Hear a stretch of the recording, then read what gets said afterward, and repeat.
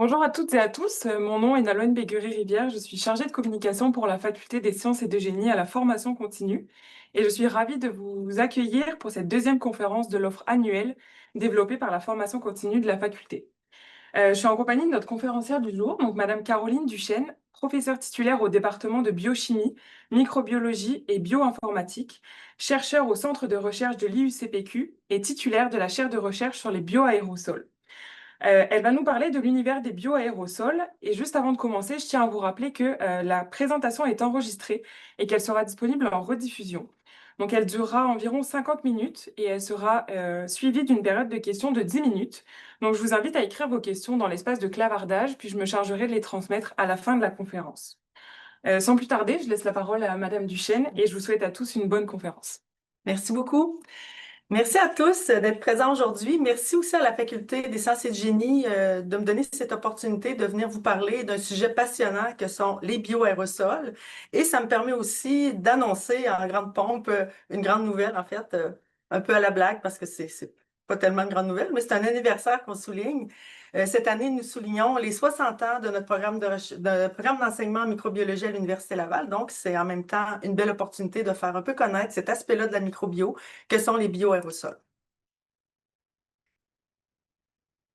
Donc, c'est quoi les bioaérosols? Ben, ils sont partout, hein. Les bioaérosols, c'est tous les agents biologiques qui flottent dans l'air autour de nous. Ça peut être des virus, des bactéries, mais aussi des allergènes, des protéines, des toxines. Donc, tout ce qui émerge d'un organisme vivant et qui se retrouve éventuellement dans l'air fait partie de ce qu'on appelle les bioaérosols. Puis pourquoi c'est intéressant, pourquoi c'est important de s'y intéresser? C'est que les bioaérosols, la plupart du temps dans notre vie, ne causent aucun problème, vont nous entourer, on va être exposé, on va les respirer. Mais cependant, dans certaines situations bien particulières, leur concentration, leur nature va induire des problèmes pour la santé humaine, animale, environnementale ou même la santé des procédés.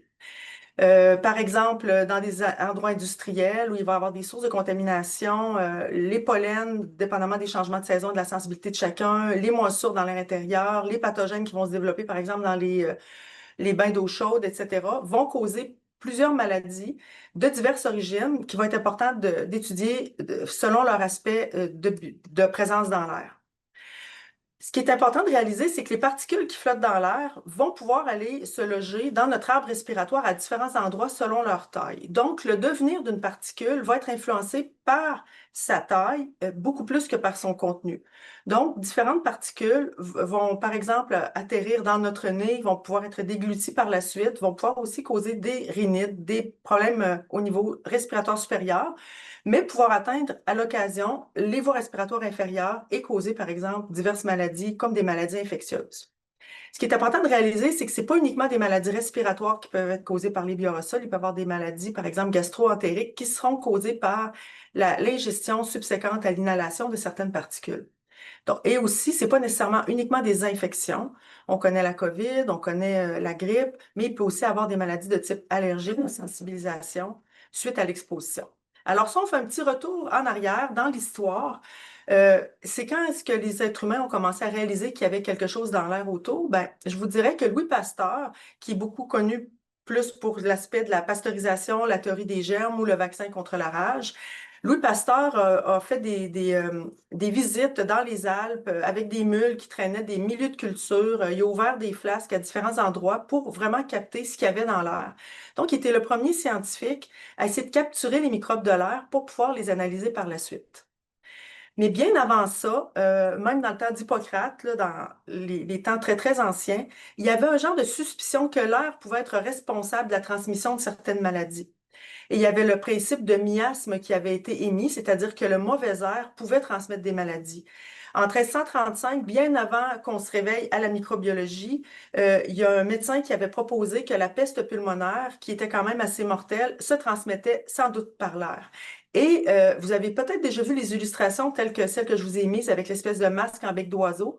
Les médecins ou les personnes qui prenaient soin des gens pestiférés mettaient des herbes à l'intérieur de ce masque et en prétendant que si on ne sentait pas les mauvaises odeurs, on allait se protéger contre les maladies. Donc, c'est un concept quand même qui a fait beaucoup de chemin, mais on a rapidement réalisé que l'air était sans doute responsable de la transmission des maladies sans vraiment connaître la nature des agents.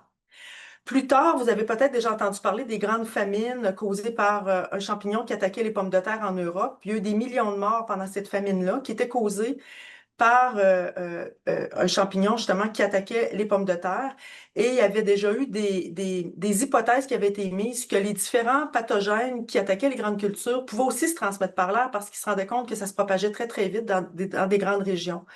Et c'est vraiment lorsque Louis Pasteur a continué ses travaux avec les vases ou qui a permis de démontrer que si on coupait l'air à l'intérieur d'un milieu de culture, ben, les micro-organismes ne se présentaient pas. Donc, que l'air était réellement un vecteur de transmission de maladies, pas juste humaine, mais aussi au niveau des plantes, des grandes cultures et des animaux. Le premier aérobiologiste vrai, qui s'appelle Pierre Miquel, a construit ce qu'on appelait un aéroscope. Et puis l'aéroscope, c'était vraiment un appareil qui a permis d'échantillonner l'air dans des volumes connus. Et l'air s'impactait sur une substance collante. Et il a observé ça au microscope et il a vraiment décrit les pollens et les particules qui flottent dans l'air. Fait que c'est vraiment les premières études de bioaérosols qui ont un aspect quantitatif qui ont été publiées là, dans la littérature. Un peu plus tard, lors des éclosions des épidémies en fait de grippe espagnole, il y a eu énormément d'efforts qui ont été déployés pour protéger les troupes qui étaient captives sur des sites en guerre, entre autres dans des tranchées, dans des baraquements quand même pas très bien ventilés, avec une très grande promiscuité entre les personnes. Et là, on s'est mis à s'intéresser à la transmission aérienne de la grippe. Alors là, il y avait eu des suggestions d'ouvrir les fenêtres, de mieux aérer les pièces. Et c'est intéressant de voir que lors de la pandémie de COVID-19 en 2020, c'est un processus qui s'est encore refait, qui a dû se reconstruire, car la transmission par l'air des maladies est un concept qui est encore aujourd'hui difficile à démontrer, donc très difficilement accepté par la communauté scientifique. Malheureusement, l'être humain étant ce qu'il est, rapidement, les connaissances sur les bioaérosols, la capacité des maladies de se propager par l'air, ont fait l'objet de beaucoup de recherches au niveau militaire et au niveau de la biooffense. Entre autres, le Canada, les États-Unis, l'Angleterre et plusieurs autres pays ont développé des bombes bactériologiques ou des bombes biologiques. Et puis, il y avait eu plusieurs tentatives d'envoyer finalement des agents biologiques par la voie des airs, soit par avion, soit par d'autres façons, mais qui allaient attaquer soit les humains, aussi même les cultures dans certains cas. Donc, il y a eu énormément de recherches qui ont été déployées au niveau militaire pour la biooffense. Puis, à mon avis, je crois que ça l'a aidé à faire avancer les connaissances sur les bioaérosols, mais ça l'a un peu aussi fait bifurquer les intérêts par rapport à la protection, mais plus au niveau de l'offense. Donc, il y a peut-être eu, à mon avis, un petit peu d'énergie qui a été déployée, pas nécessairement du bon côté dans cette recherche-là. On avance encore un petit peu dans le temps. Qu'est-ce qu'ont en commun George Orwell et Frédéric Chopin? Ces deux personnes sont décédées de la tuberculose. Et la tuberculose a été longtemps une maladie qui faisait des millions de morts à chaque année et qui était endémique dans la plupart des populations dans le monde. Puis, avant l'avènement des antibiotiques et l'avènement aussi du vaccin pour la tuberculose, la seule façon qu'on avait trouvé de traiter les patients tuberculeux, c'était de les isoler dans des sanatoriums. Et le sanatorium, en fait, a été pensé autour du fait que la tuberculose est une maladie obligatoirement transmise par l'air. En fait, c'est la seule maladie connue qui ne s'attrape d'aucune autre façon qu'en respirant les bacilles contagieux. Donc, les sanatoriums faisaient la gageure, en fait, qu'en offrant de l'air pur aux gens, du repos, un environnement qui était sain, une bonne alimentation et en mettant pas trop de personnes confinées au même endroit, le système immunitaire des patients atteints allait éventuellement réussir à se débarrasser de l'infection. Il faut garder en tête que les séjours au sanatorium pouvaient durer jusqu'à 4 ans, 5 ans, 6 ans. Donc, c'était des séjours très prolongés, mais ça a quand même réussi dans certains cas, à permettre aux gens de se rétablir. Et c'est très important dans mon parcours, car je suis chercheuse à l'IUCPQ, qui est un ancien sanatorium aussi. Vous avez en bas une photo d'archives de l'IUCPQ qui était vraiment comme sur une montagne, dans une zone qui était très rurale. Et c'est très intéressant parce que les médecins du temps avaient compris que la maladie se transmettait par l'air et il y avait une animalerie avec des cochons d'Inde qui étaient vraiment produits sur place. Il y avait une animalerie à l'hôpital Laval et l'animalerie permettait de fournir des cochons d'Inde aux patients et on les déposait dans les chambres ou dans les endroits communs où les patients étaient, mais souvent c'était patient par patient, chaque patient avait son cochon d'Inde Et lorsque le patient n'était plus contagieux, ben, on réalisait que le cochon d'Inde n'attrapait plus la maladie parce que le cochon d'Inde est très sensible à la tuberculose. Donc, c'était essentiellement comme un genre de petit canari ou un sentinelle qui permettait de libérer les patients après leur séjour au sanatorium lorsqu'ils n'avaient plus lorsque son cochon d'Inde devenait finalement négatif, ne s'infectait plus avec la maladie. Donc, c'est très intéressant. Alors, ce contexte-là, c'est exactement ça qui a, à quelque part, préparé le nid, moi, pour le début de ma carrière sur les bioaérosols. Donc, l'UCPQ, c'est un hôpital et un centre de recherche aussi, mais qui se spécialise dans trois grands thèmes, soit la cardiologie, la pneumologie et l'obésité. Donc, la pneumologie, bien entendu, c'est historique, hein, l'hôpital Laval, l'IUCPQ, c'est la même chose. Donc, c'est un thème qui est très fort. Puis, ce que je veux souligner, c'est que étant professeur en sciences et génie, au département de biochimie, microbio, bioinformatique et chercheur à l'IUCPQ, je crois que ce contexte-là de communication entre les sciences et génie et l'aspect médical a sans doute été un tremplin vraiment important dans le développement de ma recherche, le développement de la thématique des bioaérosols, non seulement au Québec, au Canada et au monde, parce que je pense que nos travaux ont un impact là, beaucoup plus grand que nos frontières. Donc, je vais essayer de vous présenter quelques exemples de notre contribution à cette recherche-là, les thèmes que nous, on a abordés, puis un peu les grandes trouvailles qu'on a faites. Bien entendu, je ne passerai pas à travers tous les exemples, mais je vais essayer de vous présenter certains thèmes qui, à mon avis, peuvent être intéressants pour vous. J'aime beaucoup présenter cette figure-là dans mes conférences parce que je crois que ça représente exactement ce que c'est la recherche sur les bioaérosols. C'est que pour faire la recherche dans ce domaine-là, il faut vraiment être capable de communiquer de façon transdisciplinaire. Donc, moi, je suis microbiologiste de formation, mais il faut être capable de parler avec des scientifiques de l'environnement, des ingénieurs, des physiciens, des médecins, des immunologistes, des bioinformaticiens, des spécialistes en biodéfense et j'en passe. Donc, c'est vraiment une thématique qui est centrale à plusieurs champs d'expertise. Et puis, si on ne répond à une question qu'avec un seul de ces angles-là, il nous manque des aspects pour bien comprendre les phénomènes. Donc, je crois que de savoir discuter, de savoir communiquer et de savoir aussi s'éduquer ensemble, les différents experts, bien, ça fait en sorte que la recherche sur les bioaérosols finit par avancer. Il y a aussi l'aspect technique, je vous le présente parce que travailler sur les bioaérosols, ce qui arrête souvent les gens, c'est l'aspect équipement. Donc, il faut échantillonner l'air, c'est des équipements coûteux, complexes. Puis, vous allez voir à la fin que dans notre laboratoire, on essaie vraiment de développer des méthodes passives qui vont même encourager peut-être la science citoyenne ou la science plus facile sur les bioaérosols en espérant que ce sera le cas là, dans le futur. Lorsque j'ai commencé dans ce domaine-là pendant mes études doctorales, j'ai été supervisée par un pneumologue, le docteur Yvon Cormier, et il y avait énormément de cas de maladie du poumon de Fermier au Québec à ce moment-là. Là, ça va un petit peu mieux. Et la maladie du poumon de Fermier est causée par un micro-organisme qui se développe dans le foin lorsque les producteurs mettent leur foin en balle et qui est trop humide. Et la conséquence, c'est que le foin chauffe, les micro-organismes se développent, entre autres une bactérie que je vous montre une petite photo ici, une bactérie qui est thermophile. Et lorsque les gens inhalent, deviennent très malades. C'est malheureusement une maladie qui est incurable. Lorsque les gens sont atteints, ils doivent quitter leur emploi. Donc, c'est vraiment important de comprendre comment prévenir cette maladie-là. Puis on avait été impliqué dans justement l'étude de différents moyens de prévention de la maladie du poumon de Fermier. Il y avait aussi une étude que je vous présente ici, là, excusez la qualité, c'est une vieille diapositive du docteur Cormier, mais on s'était aussi intéressé à la qualité de l'air, mais dans les porcheries, parce qu'on est quand même entouré de milieux agricoles là, dans Chaudière-Appalaches, puis la capitale nationale. Puis il y avait aussi un grand intérêt à comprendre l'exposition aux porcheries. Puis entre autres choses, on avait, docteur Cormier avait fait une étude où il envoyait des volontaires faire du vélo stationnaire dans des porcheries. Donc des personnes qui venaient pas de l'industrie, qui s'exposaient quelques heures à cet environnement-là. Et de façon très intéressante, il leur faisait des tests de fonction respiratoire après leur exposition, puis il les envoyait deux fois, puis il avait constaté que les personnes naïves, lorsqu'elles sont en première fois en contact avec les bioaérosols des porcheries, ben, elles deviennent techniquement hyper réactives, où les poumons sont très affectés. Puis ce qui était très intéressant, c'est que les travailleurs de porcherie ne révélaient pas ce genre d'observation-là. Donc, il était comme eux, sans doute en réponse à beaucoup plus beau bruit, peut-être des conséquences à long terme au niveau de l'inflammation.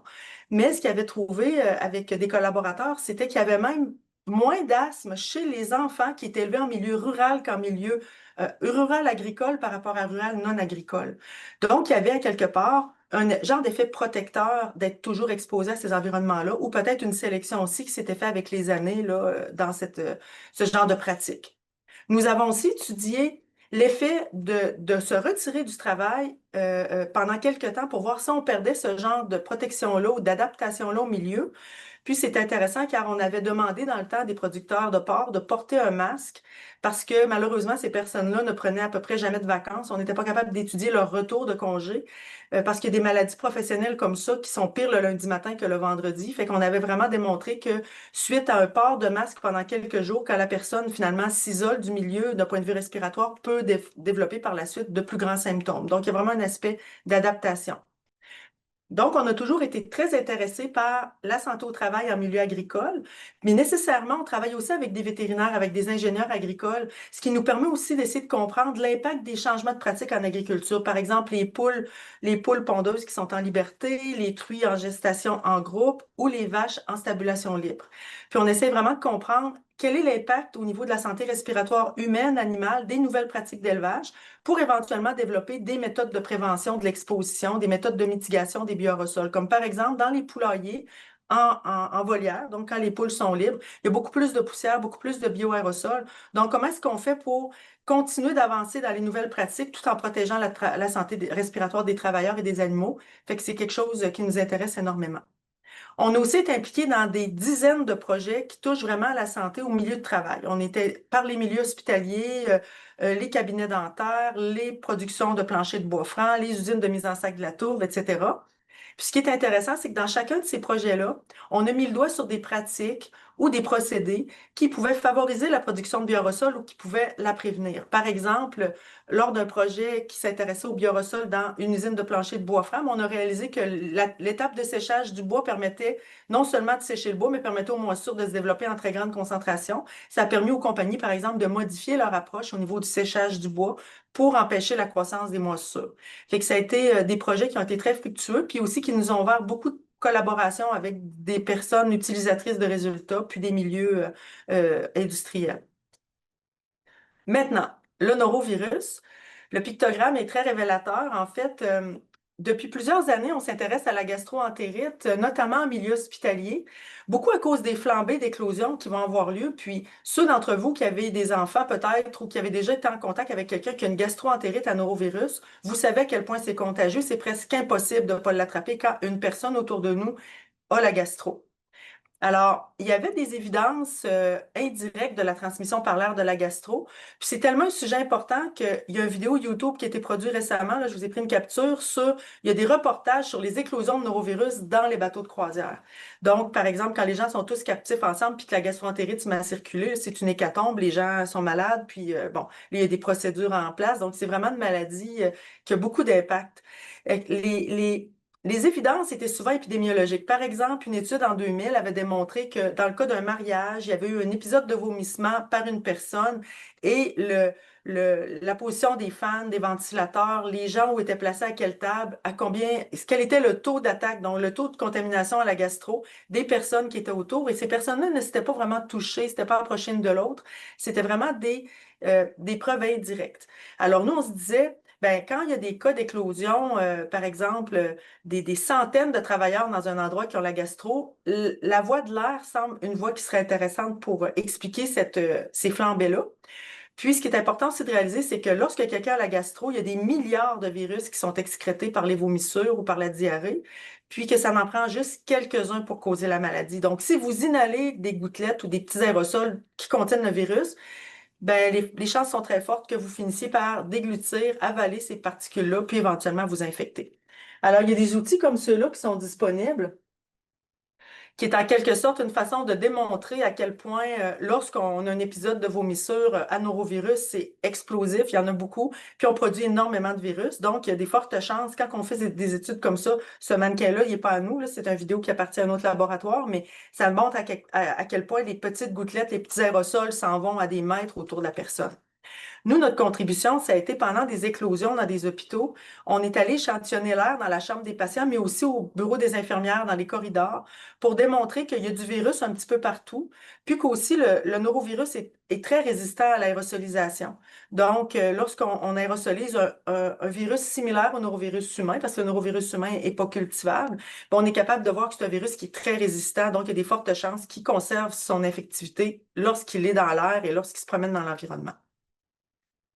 Alors, en laboratoire, on est très intéressé à essayer de comprendre justement le comportement des virus, comment est-ce qu'ils meurent, comment est-ce qu'ils survivent, comment est-ce qu'ils ils se comportent. Alors, on a développé une panoplie de virus modèles en laboratoire qu'on utilise sur une base régulière. On a aussi construit des infrastructures, des chambres d'aérosols qui nous permettent justement de créer des aérosols en laboratoire, d'étudier les différentes conditions, l'humidité, la température, l'ozone, entre autres, l'impact des UV sur les virus. Fait que ça permet vraiment de mieux comprendre en réalité quels sont les facteurs qui peuvent aider à la transmission, qui peuvent nuire aussi à la transmission. Donc, c'est des questions auxquelles on répond depuis une vingtaine d'années à travers plusieurs projets de recherche. Puis, on a construit plein de bancs d'essais qui nous permettent, entre autres, de tester des masques, tester des tissus, tester des filtres contre des virus pour voir, bon, c'est quoi l'impact, est-ce que ça fonctionne bien, ça fonctionne pas bien. On a fait beaucoup, beaucoup de travail là, sur les masques suite à la COVID, justement, pour voir quelle est l'efficacité de différents tissus, de laver des masques réutilisables, etc. Mais encore là, c'est un bon exemple que nous, comme microbiologistes, on ne construit pas ces infrastructures-là. On est en collaboration avec des ingénieurs, des professeurs de la faculté qui nous aident et qui nous supportent dans la construction de ça. Je dis de la faculté, mais aussi de l'IRDA, entre autres. Là, c'est des ingénieurs qui nous aident énormément dans la construction, le développement de nos bancs d'essai. 2020, toute l'attention se tourne vers la COVID-19. Par ailleurs, les autres projets de recherche ont été mis sur pause pendant quand même un grand bout de temps, mais nous, on avait l'opportunité de travailler sur la COVID, alors c'est ça qu'on a fait. On a vraiment comme un peu bifurqué sur des projets autour de cette thématique-là pendant la période de la pandémie. Puis, je pense qu'on a vraiment contribué à plusieurs égards à la meilleure compréhension de la transmission de la COVID. La question qu'on se faisait poser le plus souvent, c'est est-ce que la COVID se transmet par l'air? Est-ce que c'est oui ou c'est non? Puis là, je vous mets Voldemort parce que c'était vraiment, c'est comme si c'était un tabou, il fallait pas trop en parler, on savait pas trop. Il y a un article qui a été publié, un article d'opinion que j'ai co-signé, qui avait été publié par Lydia Maraska et Don Milton, qui disait, il faut en parler, il faut voir comment ça se passe. Un des problèmes, c'est qu'en milieu hospitalier, depuis plusieurs années, les seules maladies reconnues transmises aérosols obligatoires ou aérosols préférentiellement, c'est la rougeole, la tuberculose et la varicelle. Les autres maladies étaient plus traitées transmission gouttelette. Et là, c'est là que c'est arrivé quand on a eu la COVID. La COVID, c'était le parfait exemple de virus versatile qui peut autant infecter des gens à partir du nez, de la gorge, des poumons, des bronches, des alvéoles, qui a des sites de réception partout dans l'arbre respiratoire. Et donc, toutes les tailles de particules peuvent causer la COVID. Alors là, ça nous a obligés à se parler, puis à se dire, c'est pas vrai qu'il y a une ligne entre aérosol et gouttelettes, c'est plutôt un continuum, c'est plutôt une famille de particules, puis chaque famille de particules a différentes options pour infecter une personne, dépendamment du type de virus ou du type de maladie. Puis la COVID, ça a vraiment été une belle maladie, une belle opportunité pour briser cette ligne-là qui s'était faite entre aérosol et gouttelettes, parce qu'on sait maintenant que ce virus-là peut se transmettre de différentes façons. À ce sujet, avec un de mes collaborateurs à Tulane, on a publié un article un peu éditorial où on explique que, d'après notre compréhension, c'est très difficile d'avoir une approche qu'on appelle probabilistique de la transmission d'une maladie infectieuse. C'est plutôt une approche stochastique. Donc, ça se passe avec tellement de facteurs qui vont interagir que c'est très difficile de mettre un chiffre. Par exemple, est-ce que j'ai une chance sur 100 d'attraper la COVID dans tel contexte ou une chance sur 1000 ou une chance sur 10? Ça prend beaucoup d'informations, puis à date, les modèles qu'on a sont pas assez robustes pour bien expliquer. Donc, c'est complexe à modéliser, c'est complexe à prévenir aussi. Donc, c'est encore plus important d'y aller de tous les côtés. Historiquement, on avait toujours dit que les particules, selon leur taille, vont sédimenter à une vitesse plus ou moins élevée. Et puis, c'est pour ça que vous vous souvenez sans doute pendant la COVID, il y avait la distance de 2 mètres qui était comme recommandée parce que jadis, c'est des données quand même assez anciennes qui montraient les taux de sédimentation. Puis à partir de 10 micromètres, les particules tombent quand même assez vite. Donc, l'hypothèse, c'était quand c'est plus gros que 10 micromètres, on ne peut pas être exposé, ça tombe trop vite. Cependant, ce qui a été bien démontré, c'est que ne serait-ce que la présence d'un humain dans une pièce génère suffisamment de courant d'air juste par la chaleur pour maintenir en suspension des particules de 50 micromètres, de 100 micromètres, donc beaucoup plus grosses que les tout petites particules respirables. Alors, il faut vraiment repenser notre façon de voir les particules. C'est loin d'être noir ou blanc ou juste deux possibilités. Il y a vraiment tout un continuum de possibilités. Vous vous souvenez sans doute aussi de la folie du nettoyage des surfaces pendant la COVID. On nettoyait notre épicerie, on nettoyait nos cannes de conserve. Puis, ça a été étonnant parce que, au final, dans la littérature, à ma connaissance, il y a 2 articles qui ont démontré, sans l'ombre d'un doute, la transmission de la COVID par des surfaces, tandis que la transmission par l'air a été vraiment documentée dans plusieurs études. Et l'étude qui démontre la transmission par les surfaces est presque drôle parce que ce qui s'est passé, c'est presque un scénario de film, c'est-à-dire il y a une personne qui s'est mouchée dans sa main, a pesé sur un bouton d'ascenseur. La personne d'après est allée toucher au même bouton d'ascenseur et a utilisé un cure-dent après. Fait que, tu sais, c'est comme une transmission, c'est comme un scénario presque improbable. Et ça a été un des deux cas documentés de transmission par les surfaces ou les fomites de la COVID. Donc, je pense que le fait qu'on avait peur de savoir comment on allait gérer l'air, justement, ça a fait en sorte qu'on a mis beaucoup d'énergie sur le nettoyage et très peu sur ventilation et la protection aussi. Donc maintenant, on s'entend un petit peu plus que quand on parle d'air, quand on parle de transmission de maladie, ben, il faut à quelque part approcher l'ensemble des particules pour éventuellement diminuer les chances de se contaminer. Et aussi que le fait que si une personne est infectée, porte un masque, entre autres, ben, ça devient comme une filtration à la source et ça diminue le risque que cette personne-là émette dans son environnement proche. Notre équipe a été la seule au Québec à échantillonner au chevet des patients pendant la COVID. Grâce à une collaboration très étroite avec le milieu soignant, entre autres à l'UCPQ, mais aussi avec des collaborateurs à l'Hôpital général juif et dans d'autres centres de longue durée, on a vraiment eu la possibilité de capter les aérosols au chevet des patients, puis de caractériser qu'est-ce qui contenait comme virus de la COVID, entre autres. Ce qui était intéressant, c'est qu'on avait aussi une très bonne collaboration avec tous les aspects techniques de l'hôpital. Donc, on connaissait les taux de changement d'air de la chambre parce qu'il y avait des filtrations avec de l'extraction d'air. On connaissait les dimensions, on connaissait les symptômes des patients aussi. Puis, on était capable, en fait, de calculer quelque chose d'intéressant. C'est un taux d'émission. Donc, on était capable de déterminer que les patients qui émettaient des virus en émettaient entre 2000 et 80 000 à l'heure. Lorsqu'ils étaient hospitalisés, ça, c'était dans nos conditions à nous. Bien entendu, il y a plein d'assumptions dans ce calcul-là qui sont peut-être pas nécessairement exactes, mais ça nous a permis quand même d'avoir une petite idée de l'importance aussi de la protection respiratoire du personnel soignant dans ce contexte-là. On a aussi démontré que dépendamment des souches de virus, quand il y avait le variant Omicron qui était si contagieux, ben, les gens émettaient plus et émettaient plus souvent aussi. Donc, ça a permis de documenter ce genre d'informations-là. De plus, grâce à la collaboration avec des virologistes, on a réussi à mettre en culture des virus qui avaient été captés dans l'air des patients, mais qui avaient été congelés pendant une longue période. Donc, ça permet aussi d'ouvrir la voie à des études rétrospectives sur la viabilité des virus qui étaient dans la chambre des patients, puis aussi de mieux comprendre c'est quoi la façon la plus intelligente d'aller capter des virus pour éventuellement les mettre en culture, puis comprendre s'ils demeurent infectieux à travers ce processus-là. Je vous disais tout à l'heure que les virus, surtout la COVID, c'est un virus versatile qui peut vraiment infecter la personne à plein de niveaux. On avait même publié un cas clinique très intéressant d'un patient qui s'était présenté avec des douleurs abdominales, mais lorsqu'il faisait un test COVID, nez, gorge, salive, tout était négatif, mais lors d'une étude comme d'un lavage bronchoalvéolaire chez ce patient-là, il y avait une COVID en réalité qui était uniquement pulmonaire, il n'y avait absolument rien dans le nez, dans la gorge, dans la salive. Et ça, c'est une démonstration d'une transmission aérienne qui ressemble à la tuberculose, c'est-à-dire une particule minuscule qui atteint directement les voies respiratoires très, très profondes et qui cause une infection locale. Tandis que la plupart des personnes atteintes de la COVID qui ont été hospitalisées, qui faisaient des pneumonies, une des hypothèses qui avait été émise, qui tient la route, c'est que ces gens-là étaient tout d'abord infectés par le nez, par la gorge et qu'ils aspiraient leur contenu de virus dans leurs poumons.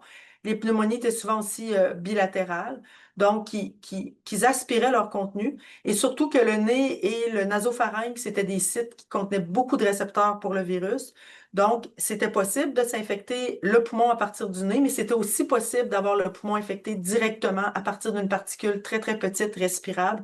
Et donc, il y a fort à parier que ce patient-là aussi émettait des très petites particules dans l'air ambiant. Donc, il peut avoir une transmission comme ça, aérienne obligatoire, dans certains contextes. Ça nous a aussi permis de publier un genre de modèle de prévention où on espère tous les aspects de la prévention peuvent être mis ensemble pour minimiser la contamination des personnes. Là, je vous donne l'exemple de la COVID à l'hôpital, mais c'est vrai aussi pour les autres maladies contagieuses, c'est-à-dire de travailler sur réduire l'émission à partir de la source, dans ce cas-là, porter un masque, réduire l'émission, réduire les concentrations aériennes en jouant sur la ventilation pour minimiser l'accumulation de virus.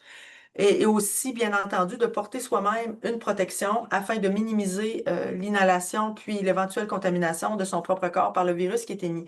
Donc, vraiment de le voir d'une façon globale et de ne pas avoir peur d'adresser l'aspect de la ventilation. Puis justement, dans notre laboratoire, on a aussi développé une expertise pour étudier l'efficacité des purificateurs d'air et aussi le comportement des bioaérosols dans une grande chambre qui mime à quelque part comme une chambre de patient ou une pièce. Et on est capable justement dans ces chambres-là d'envoyer des virus ou d'autres micro-organismes et de regarder leur distribution, comment ils se comportent, comment on fait pour les éliminer. Et ça, ben, c'est applicable éventuellement dans les restaurants parce qu'il ne faut pas oublier que les restaurants, les lieux publics, il y a pas de démarche sérieuse qui a été faite pour améliorer la qualité de l'air dans ces endroits-là. Dans les écoles, il y a eu sans doute des initiatives comme les capteurs de CO2, mais encore là, tu sais, c'est plus en réaction à une observation, mais il faut vraiment voir de quelle façon on est capable d'améliorer la qualité de l'air intérieur et conséquemment de diminuer la transmission des maladies. Fait que c'est vrai dans les garderies, c'est vrai dans les écoles, c'est vrai dans les maisons, dans les hôpitaux, dans tous les lieux publics en fait. Fait que de bien comprendre le fonctionnement des purificateurs d'air, des différentes options qui s'offrent, différents modèles, que ce soit des UV, que ce soit des ions, que ce soit des filtres. Est-ce que c'est applicable? Est-ce que c'est efficace? Puis est-ce que c'est énergétiquement intéressant aussi? On change un petit peu de sujet. Euh, il y a à peu près 5 ans, on a vraiment démarré une grosse programmation de recherche, en fait, qui a impliqué plusieurs équipes à travers le Canada, puis des collaborateurs aussi à l'international. Mais vous êtes sans doute au fait qu'il y a de plus en plus de bactéries résistantes aux antibiotiques parce qu'on fait une mauvaise utilisation des antibiotiques et c'est utilisé souvent de façon abusive en agriculture ou même dans la médecine humaine. Alors, la conséquence, c'est qu'il y a de plus en plus d'infections graves qui ne sont pas traitables à l'heure actuelle par des antibiotiques conventionnels. Donc, le rôle de l'air dans la transmission de cette antibiorésistance-là n'a jamais été étudié de façon sérieuse. Nous, on l'avait observé des choses en agriculture, dans le nasopharynx des travailleurs, entre autres, dans l'air, dans différents contextes. Mais là, on avait proposé une programmation de recherche qui allait vraiment faire un peu le tour de la question, mais dans l'air extérieur, parce que jusqu'à ce moment-là, notre équipe se focusait vraiment sur l'air intérieur au niveau des bioaérosols. Alors, on s'est donné le défi d'étudier les émissions de bioaérosols porteurs de résistance aux antibiotiques à partir des porcheries, des poulaillers, des hôpitaux, des traitements des eaux usées, d'épandage de lisiers, de fumier, de regarder la résistance aux antibiotiques dans les nuages, en haute atmosphère, dans le Grand Nord, à travers l'océan Atlantique, entre autres, à travers le Canada. Donc, vraiment de faire une étude le plus extensive possible qui allait permettre de documenter à tout le moins comment ça se comporte. Est-ce que l'air est un vecteur de propagation? Ce qui est intéressant, c'est que même au niveau du Canada, où il y a un plan d'action qui est proposé depuis 2023 pour la lutte aux antimicrobiens, c'est clairement indiqué que l'environnement est un secteur important pour surveiller ce qui se passe chez les humains et chez les animaux, mais l'air est absent du plan du plan d'action du gouvernement canadien. Tout récemment, on s'est fait annoncer qu'ils allaient peut-être l'ajouter dans leur nouveau plan d'action de surveillance, mais à ce jour, l'air est comme un peu négligé. Mais là, vous comprenez que l'air peut voyager très loin. Et si on fait des enquêtes, par exemple, épidémiologiques, et on demande à une personne, c'est quoi l'eau que vous buvez, c'est quoi les aliments que vous mangez, c'est quoi vos pratiques, les gens sont beaucoup plus aptes à répondre à ces questions-là que si je vous demande l'air que vous respirez provient de quel endroit. Alors là, ça devient un peu une boîte noire, mais nous, on essaie vraiment d'élucider ça. Puis, entre autres choses, je vais vous présenter quelques exemples de ce projet-là. On a eu la possibilité, avec des collègues de l'IRDA, de faire de l'épandage de fumier et de lisier à l'intérieur d'un énorme tunnel de vent qui est comme une grande serre, donc en environnement contrôlé, avec une ventilation contrôlée aussi. Et on était capable d'échantillonner en aval de cette activité-là, donc à la sortie des ventilateurs, pour être capable de calculer un taux d'émission de gènes de résistance aux antibiotiques lors de l'épandage de fumier. On a déterminé qu'à chaque kilogramme de fumier, il y avait 1 milliard de gènes qui étaient envoyés dans l'air par cette activité-là. Là, vous pourriez dire, ben, c'est dramatique, qu'est-ce qu'on fait avec ça? On ne peut rien faire. Ben, justement, l'équipe d'ingénieurs avec lesquels on travaille s'intéresse à développer des nouvelles méthodes pour appliquer les amendements au sol, donc différentes méthodes d'épandage pour minimiser les concentrations de bioaérosols qui vont être produites pendant ces activités-là. Donc, ce n'est pas juste observationnel, on essaie aussi d'intervenir pour améliorer les pratiques. Au niveau des bâtiments, ben, on a déterminé qu'il y avait des milliards de gènes aussi qui sont émis à partir des ventilateurs. Puis des personnes dans l'équipe sont en train de modéliser le transport de ces particules-là selon les endroits où les personnes se trouvent par rapport aux sources d'émission. Bien entendu, on n'est pas en train d'expliquer un risque ou de quantifier un risque, mais ce qu'on essaierait de faire éventuellement, ce serait peut-être de proposer des approches d'urbanisme ou de développement pour essayer de cibler des zones qui sont plus à risque d'exposition à partir de sources ponctuelles en ayant comme accès à des patrons de distribution comme ceux qu'on est en train de développer. De façon très intéressante, on a eu accès avec nos collaborateurs à des stations qui échantillonnent les nuages. Ces stations-là sont situées en France, puis à l'aide d'échantillonnage de plusieurs nuages, on était capable d'étudier le contenu en bactéries de ces nuages, mais aussi le contenu en gènes d'antibiorésistance. Alors là, on comprend très bien que si les nuages sont d'importants endroits où transitionnent les gènes d'antibiorésistance et les bactéries à chaque année, vous comprenez qu'à ce moment-là, les frontières n'existent plus, c'est-à-dire que nous, à l'endroit où on est, on peut être exposé à des précipitations ou à des bactéries multirésistantes qui pourraient provenir d'autres endroits dans le monde, qui ont des pratiques différentes des nôtres, qui utilisent des antibiotiques différents des nôtres et qui pourraient éventuellement donc contribuer à l'antibiorésistance qu'on trouve vraiment sur notre territoire à nous. C'est vrai dans les deux sens en réalité.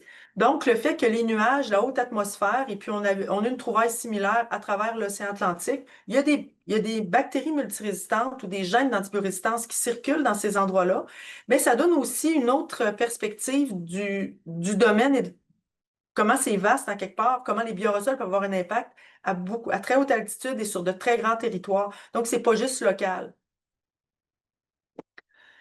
Une autre partie de notre étude, c'était d'utiliser les filtres à air de voiture. Puis, ce volet d'étude-là était très intéressant parce qu'il a vraiment ouvert la porte au développement d'approches que j'appelle passives. Je vous disais en début de présentation que l'échantillonnage des bioresols nécessite des équipements coûteux, complexes, que beaucoup de personnes n'arrivent pas à se procurer ou, tu sais, ça devient comme une barrière finalement à développer cette étude-là.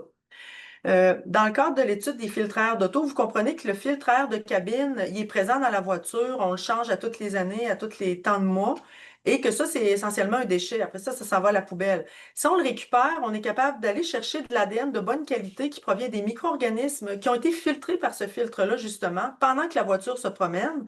Et puis, ça nous permet, à quelque part, de façon passive, de récolter des échantillons qui proviennent de différentes zones géographiques à travers le Canada. Mais on peut faire ça absolument partout dans le monde. Il y avait le premier article qui avait proposé cette approche-là, il avait étudié certaines villes du monde, mais le Canada est absent là, de l'enquête.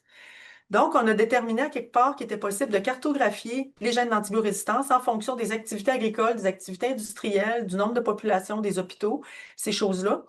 Puis, depuis ce temps, ben, on développe d'autres approches passives, par exemple. Utiliser les filtres à air des systèmes de ventilation des hôpitaux, des écoles, des avions, pour éventuellement déterminer qu'est-ce qui a circulé dans cet environnement-là au cours des derniers mois, de la dernière année, dépendamment de ça fait combien de temps que le filtre est là. Fait que ça peut être autant des filtres portatifs utilisés comme dans le temps de la COVID dans les chambres d'hôpital ou maintenant encore à l'urgence. Ça peut être des filtres de maison qui nous permettent d'avoir un échantillon intégratif de tout ce qui a circulé dans la maison. Même chose pour les filtres à air d'avion, les vols internationaux. Les gens qui transitent dans les avions, dans les vols internationaux, sont-ils des émetteurs de bactéries multirésistantes? On pourrait même aller échantillonner les virus dans ces filtres-là. Les moisissures dans les maisons, on a beaucoup de projets dans les maisons du Grand Nord, des maisons inuites, entre autres, où on échantillonne l'air, mais on se rend compte que si on prend le filtre à air du système d'échangeur d'air de la maison, on peut avoir vraiment un échantillon intégratif. Et finalement, on étudie la capacité des conifères, entre autres, à capter ce qu'il y a dans l'air extérieur pour éventuellement, encore là, encourager la science citoyenne, la science à coût raisonnable, pour essayer d'avoir plusieurs échantillons qui pourraient être procurés de façon très abordable et très rapide pour vraiment réussir à augmenter la capacité de cartographier notre environnement du point de vue de la qualité de l'air microbienne.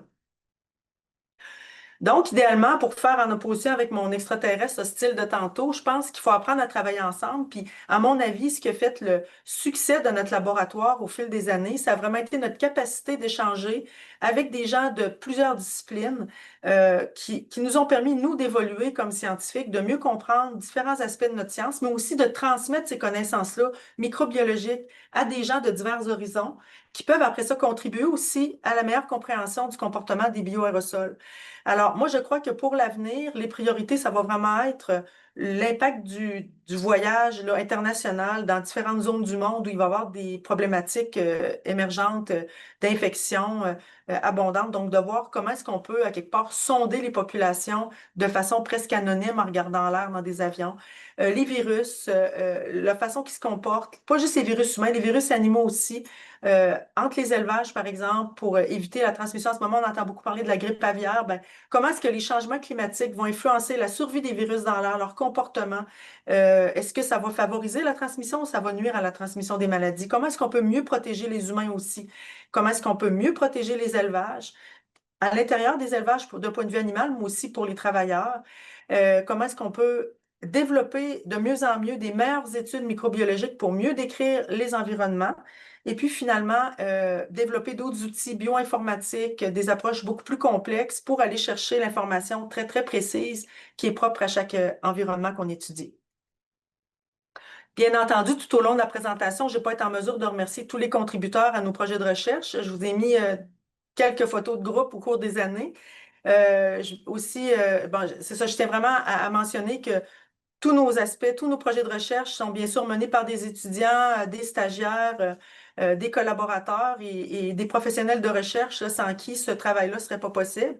Donc, un merci particulier à Dr. Yvon Cormier, qui, à mon avis, est le pionnier de la recherche sur les bioaérosols au Québec et même au Canada, et à Anne Mériot, Marc Veillette, Valérie Letourneau et Nathalie Turgeon, qui ont été et sont encore professionnels de recherche dans mon équipe et qui mènent l'ensemble de ces projets-là. Alors, je vous remercie. Je suis ouverte aux questions. Merci beaucoup. Bah, on a reçu quelques questions dans l'espace de clavardage, donc je vais vous les lire. Donc, la première nous vient de Véronique Saint-Onge qui demande à quel point les courants d'air et les flux d'air produits par les ventilateurs, climatiseurs, etc. peuvent contribuer à la dispersion des aérosols avec un potentiel d'infecter d'autres personnes. Oui, c'est une excellente question. C'est pour ça, votre question, en fait, vient exactement apporter la nuance qu'on a essayé d'apporter aussi pendant la COVID. La COVID, vous vous souvenez, il y a eu un gros débat autour des purificateurs d'air en milieu de classe. Puis, on avait publié avec le Réseau québécois COVID Pandémie une genre de feuille d'opinion sur le fait que si le purificateur d'air est mal positionné, dans le cas où on ne connaît pas qui serait l'éventuelle personne infectée dans une classe, les courants d'air qui sont directionnels pourraient, à quelque part, encourager la transmission entre deux personnes. Donc, on avait fait la proposition que si on déploie un purificateur d'air dans une salle de classe, ben, il faut bien le placer pour pas qu'il y ait de courant d'air directionnel. Donc, c'est une excellente question. Éventuellement, il faudrait que l'air qui est filtré retourne par en l'air plutôt que retourne de façon horizontale, par exemple. Mais oui, les courants d'air peuvent favoriser la contamination entre différentes personnes. Puis, c'est pour ça que de plus en plus, ben, il y a l'aspect aussi du confort thermique puis des courants d'air qui doivent être minimum là, dans des environnements occupés. Ensuite, on a reçu plusieurs questions de Guy Lajoie. Donc, je vais commencer par la première.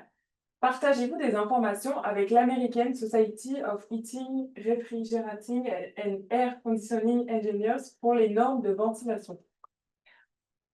On ne partage pas de données dans le sens où nous, nos résultats de recherche sont tous publiés dans de la littérature ouverte disponible. L'HRE publie régulièrement des recommandations pour la ventilation. Il y en a eu un qui a été publié récemment sur la qualité de l'air intérieur en lien avec la transmission des maladies. Puis eux, ben, ils font la revue de la littérature complète, puis ils se basent là-dessus pour faire leurs recommandations. Captation et filtration de l'air ont été évalués, mais est-ce que des systèmes de traitement d'air par ultraviolets sont-ils utiles et efficaces? Oui. Les UV ont été beaucoup utilisés dans le cas de la tuberculose et puis certaines maladies contagieuses, même il y a plusieurs années. C'est des dispositifs qui peuvent être intéressants à utiliser, bien entendu, afin de prévenir la transmission des maladies contagieuses.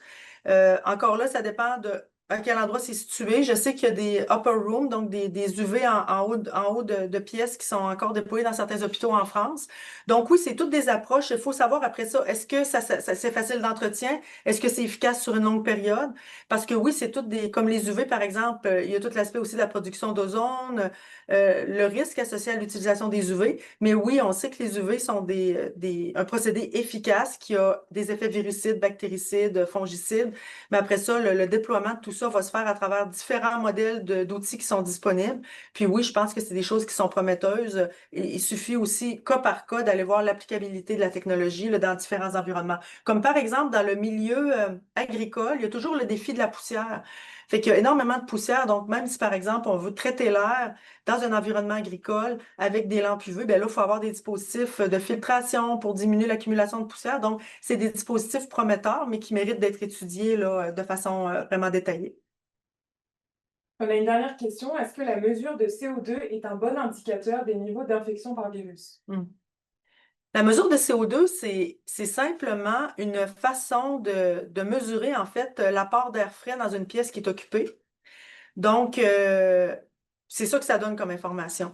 Alors, la transmission à courte distance, qui peut avoir lieu souvent, même plus souvent que la transmission aérienne longue distance, est difficile, elle, à contrôler par même la ventilation. Fait que c'est vraiment plusieurs couches de protection qu'il faut ajouter. L'UV va simplement nous dire, pas l'UV, pardon, le CO2 va simplement nous informer sur l'apport d'air frais dans une pièce occupée. Ceci étant dit, il peut y avoir deux personnes uniquement dans une pièce. Le taux de CO2 peut être très faible, mais ces deux personnes-là peuvent s'infecter une l'autre parce qu'elles émettent pas assez de CO2, puis c'est pas quelque chose qui va être détecté nécessairement parce qu'ils sont juste deux dans une pièce. Donc, il y a tout l'aspect aussi du nombre d'émetteurs qui va faire monter le CO2. Donc, on peut avoir une ventilation déficiente, mais étant juste deux personnes, on ne s'en rendra pas compte avec le CO2.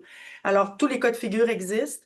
Le CO2 donc, l'apport d'air frais peut être adéquat, il peut quand même avoir une transmission de maladie. Il peut avoir un apport d'air frais inadéquat, mais non détectable avec le CO2, où il va y avoir aussi une transmission de maladie. Donc, c'est vraiment très, très complexe, là, avec juste le marqueur du CO2. On a une autre question qui est arrivée entre-temps. Est-ce que des aérosols de contenu différents mais de dimensions similaires se comportent de la même façon dans l'air? Absolument. C'est la dimension, le diamètre aérodynamique qui va vraiment guider la particule sur son comportement. Donc, si par exemple, on a une particule qui contiendrait juste du sel, ou une particule qui contiendrait du sel et des bactéries, ou une particule qui contiendrait du sel et des virus, ou juste des bactéries, si elles ont toutes le même diamètre, elles vont toutes se comporter de la même façon. Donc, c'est vraiment pas tellement le contenu, mais la taille de la particule qui va déterminer sa vitesse de sédimentation, la façon qu'elle va être filtrable par des filtres, attrapables par différentes méthodes ou sensibles aux différents traitements d'air. Je pense que ça fait le tour des questions. Non, on en a une dernière. Pourriez-vous parler de l'efficacité des divers types de masques comme mesure de protection des travailleurs? Oui, encore là, c'est complexe. Si on parle de travailleurs, ça dépend je ne suis pas une spécialiste en hygiène industrielle, mais je vais vous dire à peu près ma vision des choses. Si on est travailleur dans un environnement encore là qui a beaucoup de poussière, ça devient très difficile d'utiliser une protection respiratoire parce que les masques vont colmater rapidement. Donc, en milieu agricole, je donne cet exemple-là parce qu'on le connaît bien. C'est difficile pour les travailleurs de porter un masque parce que, par exemple, les protections respiratoires à proprement parler, les N95, ces masques-là, vont colmater rapidement. Alors, c'est pas, ce serait efficace, mais c'est dur de porter ces masques-là dans ces conditions-là. Tandis que les travailleurs, par exemple, de milieux hospitaliers ou d'endroits où il y a moins de contamination, bien entendu, le masque qui va protéger les voies respiratoires est vraiment l'outil parfait, en autant qu'il est bien appliqué, qui est bien utilisé, puis qui est utilisé dans les recommandations de portage aussi, c'est-à-dire le nombre d'heures, puis bon, le rasage et tout ça, là. Mais oui, c'est vraiment, en milieu de travail, ça va dépendre vraiment du type de milieu de travail là, où on veut utiliser une protection respiratoire. Puis il existe une panoplie d'outils qui sont disponibles. À ce sujet, il y a un outil de sélection de la protection respiratoire, à mon souvenir, qui a été produit par l'IRSST, un genre d'outil informatique où vous pouvez introduire là-dedans vos différents paramètres. Puis il y a des différentes options là, qui sont sélectionnées par cet outil-là. Ben, je pense il y a pas d'autres questions. Vous avez reçu pas mal de messages de remerciements, puis je me joins à eux. Merci beaucoup pour votre présentation et puis pour nous avoir partagé votre expertise avec nous ce midi. Merci également à vous toutes et tous d'avoir été présents en si grand nombre. Moi, je vous donne rendez-vous le 17 février 2026 pour la prochaine conférence de cette série. Donc, elle sera animée par Jean-Sébastien Moore, professeur agrégé au département de biologie, qui nous parlera du caractère unique et vulnérable de la biodiversité nordique dans un contexte de mutation. Aussi, vous allez recevoir par courriel un court sondage d'appréciation. N'hésitez pas à nous partager vos commentaires et vos suggestions de sujets. Ils nous aideront à bâtir la prochaine programmation. Donc, merci encore et bonne journée à toutes et à tous.